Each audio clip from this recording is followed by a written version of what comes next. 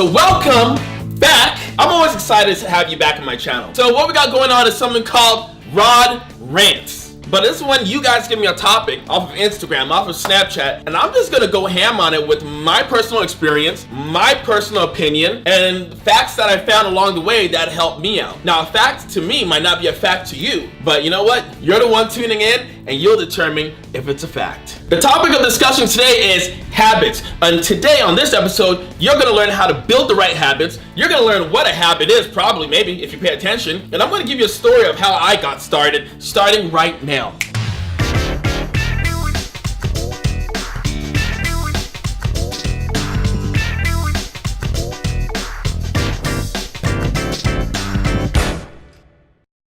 Rod, why do we need good habits? Well, my thing is this. For every bad habit you get rid of, you need to replace it with a good habit. And I'm gonna start off, I wanna get real with you guys. I'm gonna give you my story of my habit, and that's this story starts 38 days ago, Phil, 38 days ago. And it was this guy named Adam. I'm not gonna give his last name, but Adam, he's one of my coaches. He gave me the idea of going on something called a Whole30. Is it a Whole30 or something? I don't know. Other people, my friends, are calling it a diet. I'm just calling it, listen, I'm just gonna be the best version of me for 30 days. And so to give you a little bit of backstory, me, Rod, the business owner, the guy that runs his company, the guy that pushes and motivates his representatives, and you as well, goes to parties, has a social life, enjoys the nightlife, enjoys communicating, enjoys a nice drink sometimes. What? Alcohol, Rod. Yes, a nice drink sometimes. Sometimes I stay out late. Sometimes I come home not as late. Sometimes I hang out with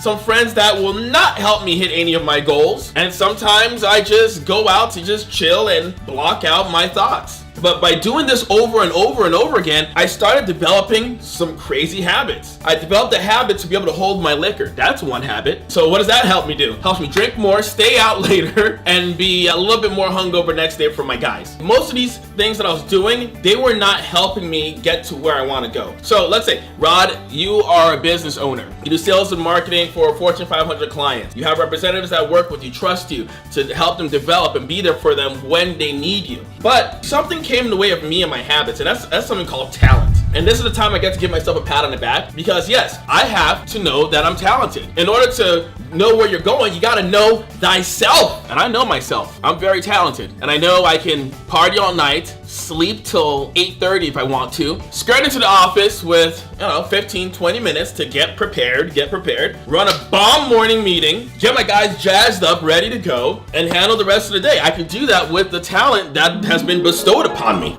But it doesn't mean I was operating at 100% of what I can do. So one day when I heard about this 30-day thing, I said, I can do this. But some people give up one thing, some people give up two things. I was giving up a lot. So number one, I had to be in bed by 12 a.m. I know some of you are saying, well, Rod, that's not that early. Well, it's early for me if you're going to bed at 4 a.m. or not sleeping at all, right? Sometimes I'm a slave to my thoughts. It keeps me up, but I got to force myself to be in bed by 12 a.m. and that way I can fall asleep. I had to be up by 5 a.m., right? Wake up at 5 a.m., do my morning pre-workout, drink some water to get hydrated, be able to go to the gym as well. So I finished the gym early in the morning. I couldn't listen to any music, so I got rid of all the hip hop, the rap music. I love music, don't get me wrong, I love music. But when I'm listening to Drake or something else, and then I feel like I'm a trap star, I'm gonna go and give a morning meeting to my guys to get them motivated. They don't need me talking about moving bricks and all this kind of stuff right before we're talking about business and taking over the world and goals. They don't need that. So I decided to get rid of music. I replaced music with a good habit. So I removed music, I replaced it with a good habit of listening to audiobooks. I want to crush 15 audiobooks a month minimum. That's what I want to do. I want to get more nerdy. I want to get smarter. I want to become better. I want to become like the $1 billion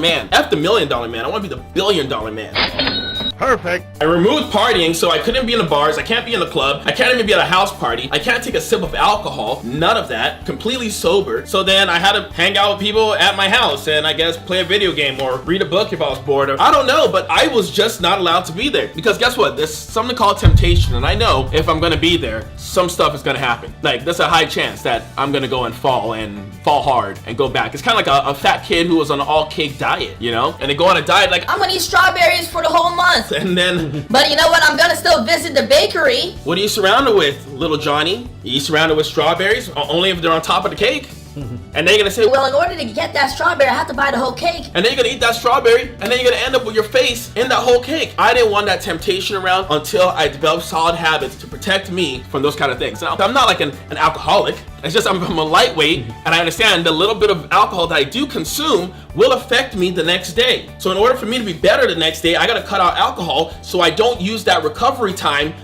come the next morning when I can just jump out of bed, be refreshed, be ready for my guys, and start spending the whole day to recover. I don't need that. Perfect. So I'm doing all these things. I need somebody to hold me accountable. So come Sunday, I went to my favorite bars and my favorite clubs, and I said goodbye to my friends. I said goodbye. I said, listen, I'm going away for a little bit. They're like, Rod, whoa, where are you going? What's happening? I said, I'm not going to jail. So then why are you giving us a scare? Why are you giving us a hard time right now, Rod? We gotta go party. We got some girls coming. Come on, bro. I'm like, hey guys, I'm not gonna be around for the next 30 days. I'm going on a self-development kick. I wanna see what 100% of Rod looks like. It's been a long time since I've seen 100% of what Rod looks like, what Rod can do. And you know, I haven't been putting in 100%. Yeah, I have my videos, my work and everything, but honestly, I've been running at 60%, but I wanna see what 100% can do. And if I'm this good at 60%, what's 100% gonna look like? So I had to give it up. I said goodbye. And if you're my friends, you will understand. Perfect. The first 3 days, people were hitting me up. Come on, Rod, let's go out. Because you know what? They didn't take me seriously, right? I didn't even take myself seriously. I wanted to go out. I was in pain. You know, I had to figure out what I could do to keep me busy to not go out. The first weekend came. They're like, Rod, hey, you coming? I'm like, no, guys, you know that I'm doing my 30 days. And they'll be like, Oh, we forgot. We're sorry. I mean, we're not going out. We're staying in. just trying to make me feel better. A lot of people sent me their wishes. Say, hey, Rod, we miss you. Good luck in your 30 days. Find us when you get back.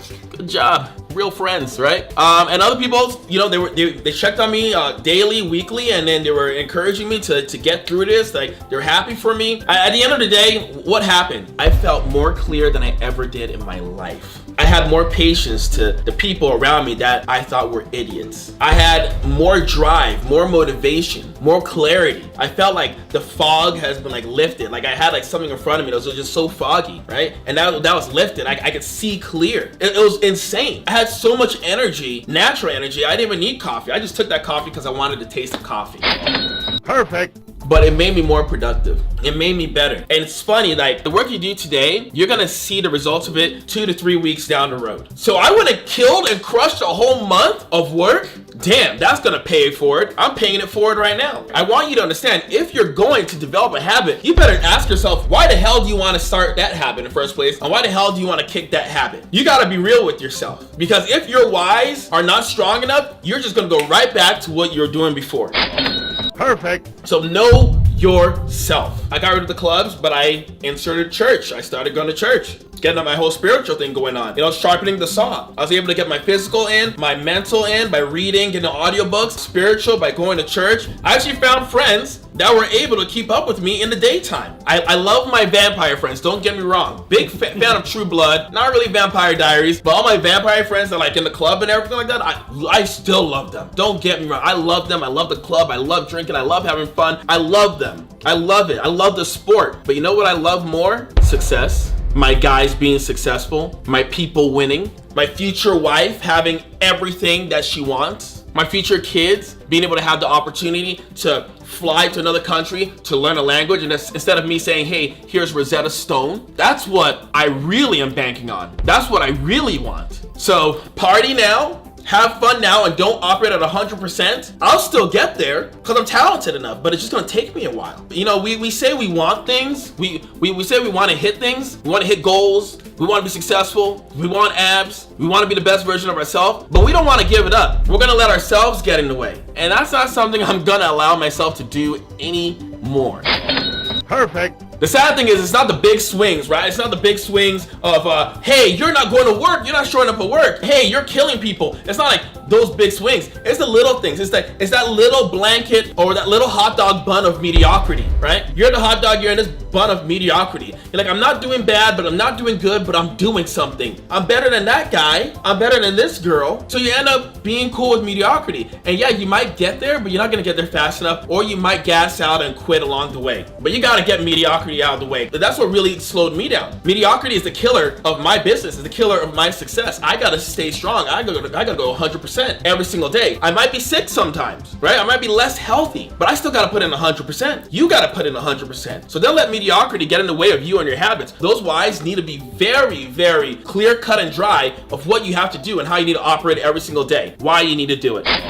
Perfect. But when I said goodbye to all my friends, I just put it out there so they could hold me accountable. Because if I sneak into the bar and be like, hey, give me a drink, someone's gonna say, Rod, you said you weren't gonna be here. You said you had those 30 days. You said your parents are more important. You said your reps are more important. You said all these things and you're here. You're a liar. You are a liar. dang, I don't want anyone to call me a liar. Like, no, I'm not. I tell the truth. So I didn't show up. I stayed out of there. My boy Oklete, he said, talk about setting the alarm. Most of us were like, oh, I'm gonna wake up early. We set the alarm, it goes off, what do we hit? The snooze button, the snooze button. Sometimes I talk to people, they're like, yeah, I have 15 alarms set up. Are you insane? You have 15 alarms set up? I hope you live by yourself because you're pissing off everybody else. Pissing off the neighbors, pissing off the dog, pissing off the goldfish. You better go check on that goldfish. That goldfish committed suicide, it's gone. 15 alarms. So that shows me that you have developed a habit of sleeping in. You've developed a habit of not being able to commit to something. You wanna wake up? Put an annoying song on, put your phone in the bathroom or somewhere you can hear it, and then you have to get up, walk up, and turn it off. And then do 15 jumping jacks, right? Just go 15 jumping jacks, make it happen, so you're waking up to go and do what you have to do. Everything starts from when we wake up.